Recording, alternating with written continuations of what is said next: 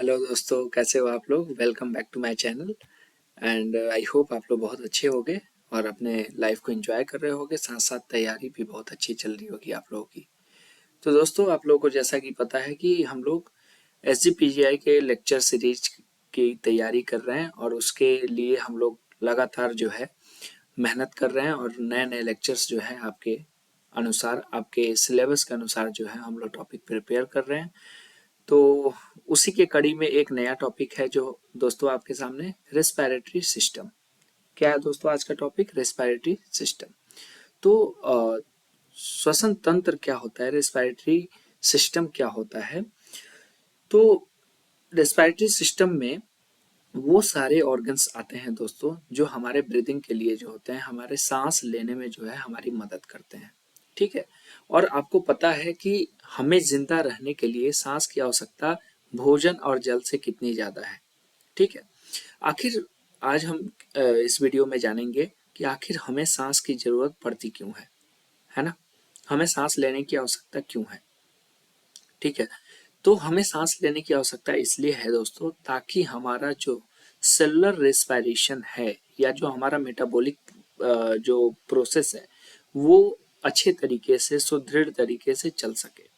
Metabolic process कहने का अर्थ क्या है दोस्तों? तो मेटाबॉलिक प्रोसेस कहने का अर्थ है कि हमारा सेलुलर रेस्पिरेशन जो होता है ना, वो ऑक्सीजन के प्रेजेंस में होता है और ऑक्सीजन के प्रेजेंस में होने के साथ ही उसका जो बाय प्रोडक्ट बनता है, यानी जो हम ग्लूकोज लेते हैं, खाने से जो हमें ग्लूकोज मिलता है, वो ग्लूकोज जो होता है वो कन्वर्ट हो जाता है पायरुवेट में।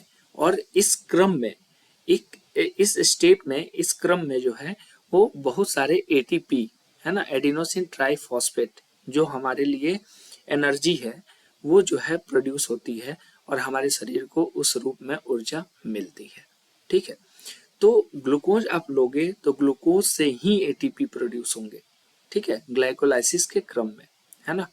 ग्लूकोज टूटेगा किसमें? पायरुवेट में, in the presence of oxygen. लेकिन ग्लूकोज टूटेगा लैक्टिक एसिड में, in the presence of CO2। ठीक है दोस्तों। तो चलिए, रेस्पिरेशन क्या है, इसके डिफरेंट डिफरेंट ऑर्गन कौन से हैं जो हमारे लिए हेल्पफुल हैं, जो हमारे सांस लेने में हमारी मदद करते हैं, और साथ ही इसका हमारे जीवन में इतना अहमियत क्यों है। मैंने बोला कि भोजन और जल से भी ज्यादा आवश्यक है हमारा रेस्पिरेशन। ठीक है, तो क्यों? चलिए शुरू करते हैं दोस्तों। तो फर्स्ट ऑफ ऑल, इंट्रोडक्शन वाले पार्ट में हम देखेंगे कि कह रहा है कि बहुत सारे जो है हमारे एसेसरी और नेसेसरी ऑर्गन्स जो होते हैं, जो हमें हेल्प करते हैं सांस लेने में। ठीक है, ब्रीदिंग के प्रोसेस में जो है वो हेल्प करते हैं। तो रेस्पिरेटरी सिस्टम जो है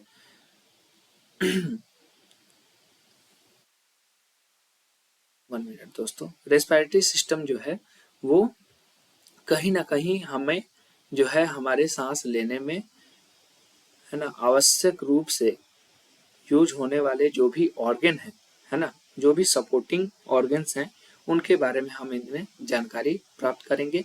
कैसे हम एटमॉस्फेरिक ऑक्सीजन को जो है कंज्यूम करते हैं, लेते हैं, और उसके बदले में हम क्या निकालते हैं? हम CO2 प्रोड्यूस करते हैं। ठीक है दोस्तों।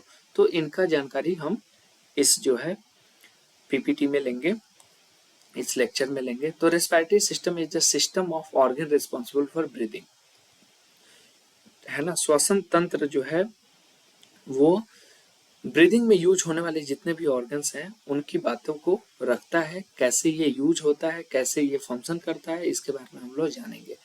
तो सप्लाई, ये क्या करता है? इसका मुख्य जो पर्पस होता है ऑक्सीजन सप्लाई करना और बॉडी से कार्बन डाइऑक्साइड को रिमूव करना। तो ये ऑक्सीजन यूज हुआ सेलुलर मेटाबॉलिज्म के प्रोसेस में, और उसका जो बाई प्रोडक्ट बना वो बना ATP, है ना, और CO2। ठीक है दोस्तों। नेक्स्ट, इसको हिंदी में भी मैंने लिख दिया है ताकि कुछ जो दोस्त हमारे थे, है ना, उनको जो है वो प्योर इंग्लिश में कंटेंट जो है वो थोड़ा बहुत उनके लिए डिफिकल्ट हो जा रहा था। कोई बात नहीं, आप चीज़ों को ऐसे भी समझ सकते हो। तो कहीं कहीं हमने आपके सुविधा के लिए जो है वो हिंदी डाल रखा है। आप जो है इसे पढ़ सकते हो, समझ सकते हो। तो एक बार मैं आपके लिए पढ़ देता हूँ। श्वसन तंत्र जो है रेस्पिरेटरी सिस्टम जो है वो शरीर में ऑक्सीजन पहुंचाना और शरीर से कार्बन डाइऑक्साइड बाहर निकालने का कार्य करता है। यह जीवन के लिए अत्यंत आवश्यक तंत्र है ना। मतलब ये एक प्रकार से हमारे लिए, हमारे लाइफ के लिए बहुत ही इम्पोर्टेंट है ना। क्यों इम्पोर्टेंट है उसका तथ्य मैंने आपको बतला दिया। आगे हम बढ़ते हैं। तो फंक्शन ऑफ रेस्पिरेटरी सिस्टम क्या है? तो पहला कि ऑक्सीजन का जो है ब्लड के थ्रू सप्लाई करना, या ब्लड में ऑक्सीजन की जो वैल्यूएबल अमाउंट है उसको पूरा करना। Next, removal of carbon dioxide, है ना, यहाँ हिंदी भी लिखा हुआ है दोस्तों, CO2 के निष्कासन के लिए। रेगुलेशन ऑफ ब्लड पीएच, है ना, रक्त के पीएच को बैलेंस बनाए रखने के लिए। वॉइस प्रोडक्शन, फोनेशन जिसको बोलते हैं, ठीक है, आवाज बनाना, है ना, ये किसका काम है? तो रेस्पिरेटरी सिस्टम का एक ऑर्गन है लैरिंग्स। इसको क्या बोलते हैं हम? वोकल कॉर्ड या वोकल बॉक्स, ठीक है दोस्तों। तो फोनेशन, वॉइस का प्रोडक्शन करने के लिए जो है ये जरूरी है। तो आप एक चीज ध्यान देना दोस्तों कि वॉइस हम कैसे प्रोड्यूस कर पा रहे हैं। हम कुछ भी बोल रहे हैं तो आवाज, है ना, आवाज कैसे निकल पा रही है? तो जो भी हमने सांस के रूप में गैसेज लिए हैं वही गैसेज को हम क्या कर रहे हैं? रेस्पिरेटरी सिस्टम के थ्रू बाहर कर रहे हैं। और जो हम अपने जो बोलने की क्रिया को हम कर रहे हैं, जो वर्क कर रहे हैं, बोलने का कार्य कर रहे हैं, इस समय जो हमारे लैरिंग्स के जो कार्टिलेजेज हैं और मसल्स जो हैं, है ना, ये एक साथ जो है एक समान, जो जैसा हम वॉइस प्रोड्यूस कर रहे हैं, लाउड या स्लो या मीडियम, उस हिसाब से ये फंक्शन करते हैं और फोनेशन जो है वो क्रिएट होता है। नेक्स्ट, अल्फेक्शन के लिए, अल्फेक्शन मतलब सेंस ऑफ स्मेल के लिए। कल हमने पढ़ा था क्रेनियल सिस्टम में कि ऑल्फैक्टरी नर्व होता है। ऑल्फैक्टरी नर्व का काम क्या होता है? सूंघ के बतलाना, स्मेल के सेंसेशन को नाक से जो है वो ब्रेन तक पहुंचाना, ठीक है। कुछ ऑल्फैक्टरी नर्व के ब्रांचेस जो है वो आपके फेरिंग्स के पार्ट में भी पाई जाती हैं। तो फेरिंग्स के पार्ट में इसलिए आप कभी कभी कुछ खाते हो तो गले में जैसे ही वो जाता है तो उसका स्वाद तो आप तक पहुंचता है, साथ में उसका स्मेल भी आप तक पहुंचता है, ठीक है। आप ये पता लगा सकते हो कि ये कड़वा है, ये मीठा है, ये खट्टा है, ये तो टेस्ट से पता चलेगा, साथ ही उसका स्मेल कैसा है वो आपको पता चल सकता है। नेक्स्ट है डिफेंस अगेंस्ट माइक्रोब्स।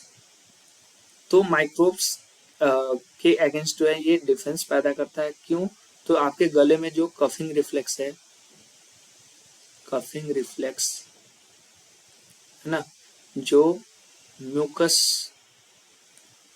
प्रोड्यूस होता है, जो सिलियरी एक्टिविटी है, ठीक है, ये सारी चीजें।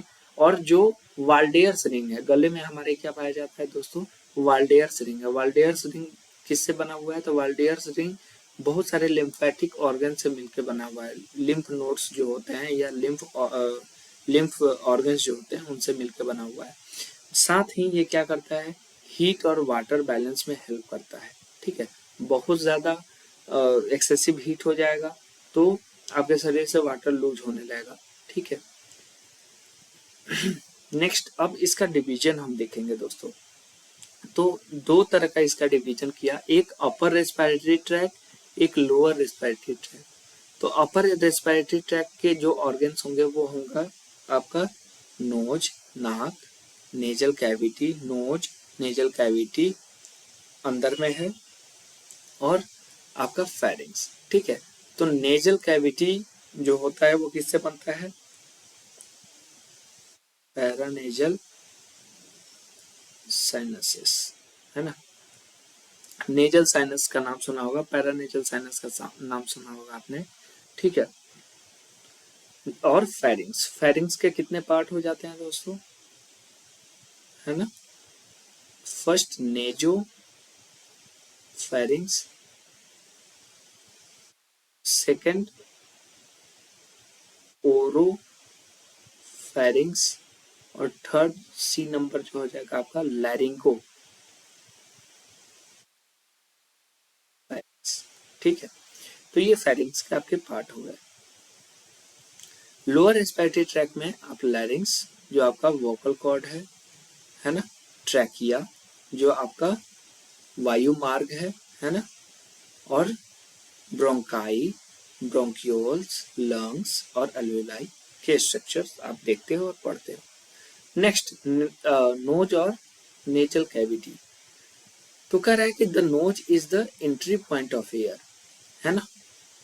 The nasal cavity filter warm and moisten air with the help of hair, mucus और सीलिया।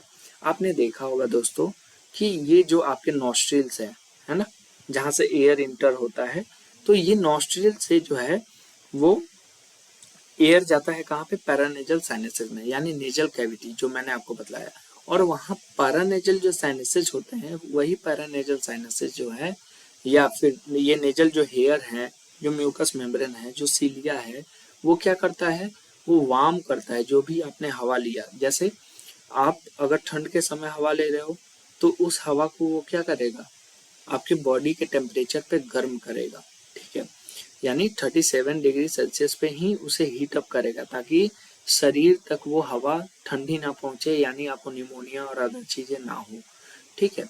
सेकंड क्या करता है, गर्मी के दिनों में, गर्मी के दिनों में ये क्या करेगा, मॉइस्चन करेगा, क्योंकि आसपास जो हवा चलती है वो क्या है, ड्राई चलता है ना, जिसकी वजह से आपका नेजल कैविटी भी सूख सकता है ना। आपने देखा कि म्यूकस मेम्ब्रेन जो है वो एकदम ड्राई हो जाता है ना, ब्लीडिंग होने लगती है, जिसको इपिक्टेसिस बोलते हैं। आप क्या बोलते हैं, इपिक्टेसिस, इसको क्या बोलते हैं, नेजल ब्लीडिंग, ठीक है।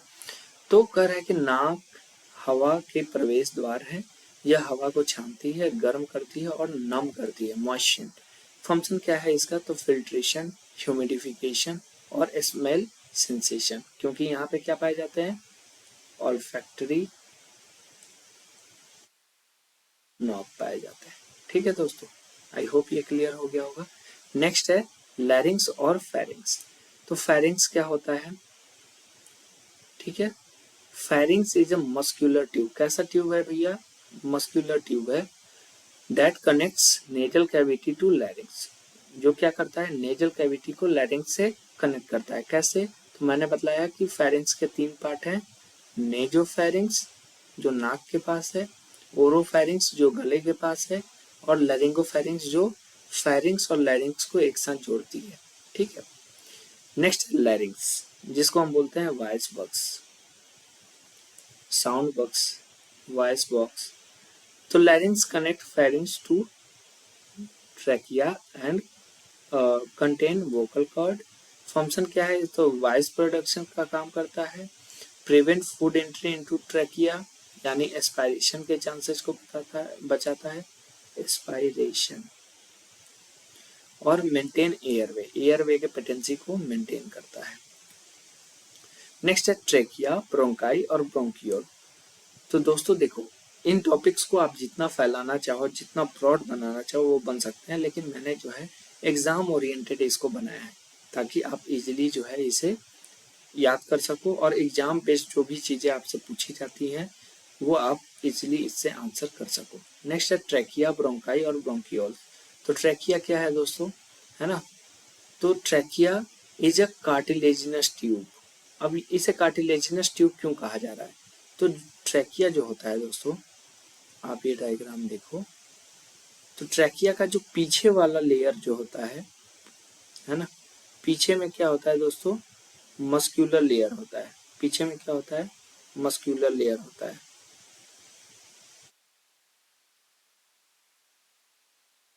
ठीक है। ये पोस्टेरियर व्यू है,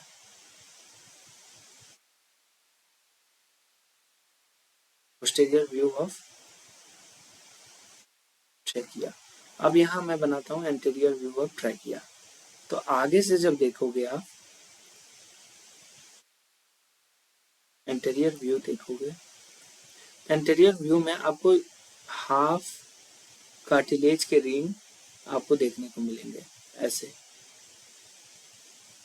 है ना।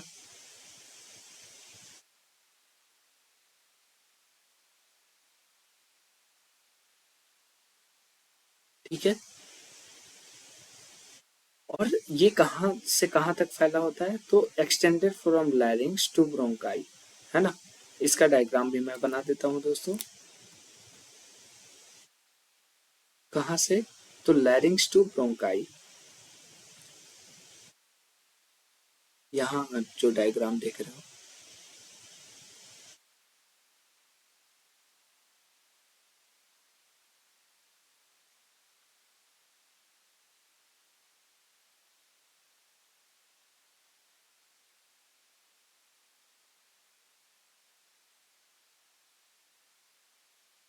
ठीक है दोस्तों,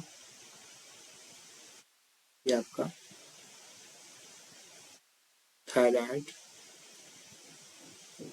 और लैरिंग्स हो गया, और ये हो गया आपका दोस्तों ट्रैकिया, और ये हो गया आपका राइट एंड लेफ्ट ब्रोंकाई। ठीक है। और इसके नीचे जो है, इसका डिवीजन हो गया ब्रोंकियल ट्री, है ना। ठीक है दोस्तों, तो कह रहा है कि ये कहाँ से कहाँ तक फैला होता है, तो लैरिंग से ब्रोंकाई तक, है ना, ये आपके। ठीक है। और लाइंड बाय सिलिएटेड एपिथेलियम, मतलब इसके अंदर, मतलब ट्रैकिया के अंदर जो है आपको क्या मिलेगा, सिलिएटेड एपिथेलियम मिलेगा। ठीक है। और ये सिलिएटेड एपिथेलियम हमें हेल्प कैसे करता है, तो जो कफिंग रिफ्लेक्स हम करते हैं, ये सिलिया का बेसिकली मूवमेंट है। जैसे मैं ऐसा कर रहा हूँ, तो मेरे मतलब गले के नीचे से कुछ भी म्यूकस हो गया या कोई फूड पार्टिकल हो गया, ये जो है ऊपर आ जा रहा है। तो ये बेसिकली हो कैसे रहा है, तो ये सिलिया का मूवमेंट है। तो ये जो सिलिएटेड एपिथेलियम है, इसी का मूवमेंट है। और यहाँ पे म्यूकस मेम्ब्रेन म्यूकस लेयर पाया जाता है। वो म्यूकस लेयर जो है वो म्यूकस सिक्रीट करता है, ताकि जो आपके नेजल हेयर, नॉस्ट्रिल से या पैरानेजल साइनसेस से जो भी डस्ट, बैक्टीरिया, ये सारी चीजें जो गले के अंदर जाए, वो उस म्यूकस से एडेस होके और जो है आपके गले में आ जाए। ठीक है, जब आप कफिंग रिफ्लेक्स करो। ठीक है। लेंथ इसका दोस्तों एग्जाम पॉइंट ऑफ व्यू से बहुत इंपॉर्टेंट है। लेंथ इसका होता है 10 to 12 सेंटीमीटर, और line by ciliated epithelium, supported by C shape cartilages. तो मैंने आपको यहाँ बना के दिखाया, एक बार और बना के दिखा देता हूँ। सी शेप मतलब हाफ कार्टिलेजिनस रिंग होते हैं इसमें, है ना। ठीक है, सी शेप, सी कार्टिलेजेस। यहाँ देखना दोस्तों, आप फील करना गले में, यहाँ पे पूरा एक सी टाइप का एक कार्टिलेज आपको दिखेगा। इसको बोलते हैं, इसको क्रिक्वायर्ड कार्टिलेज। क्या बोलते हैं, क्रिक्वायर्ड कार्टिलेज। ठीक है। नेक्स्ट हम ब्रोंकाई और ब्रोंक्यूल्स की बात करते हैं। ब्रोंकाई और ब्रोंक्यूल्स, तो trachea divided into right and left bronchi, जो मैंने आपको ये डिवीजन दिखाया। और bronchi further divided into bronchioles, ये primary bronchioles, secondary bronchioles, tertiary bronchioles, है ना, जिनको आप ब्रोंकियल ट्री भी बोलते हो। ब्रोंक्यूल्स लैक कार्टिलेजेस, ब्रोंक्यूल्स में बहुत कम कार्टिलेजेस होते हैं। ठीक है, ज्यादातर वो मस्कुलर ही अपीयरेंस उसका होता है। नेक्स्ट लंग्स की बात करते हैं हम दोस्तों। तो ये एक स्पॉन्जी इलास्टिक ऑर्गन है, लोकेटेड इन थोरैसिक कैविटी। तो इसको हम बोलते हैं दोस्तों थोरैसिक कैविटी। उसके नीचे अपना आ जाएगा एब्डोमिनल कैविटी। तो थोरैसिक कैविटी में आपने लंग्स जो है वो लाई करते हैं, है ना। नेक्स्ट हम बात करेंगे लोब्स ऑफ लंग्स। तो राइट लंग में 3 लोब होते हैं, लेफ्ट लंग में 2 लोब होते हैं। मैं यहाँ बना के दिखा देता हूँ। ये हो गया आपका ट्रैकिया, ये हो गया आपका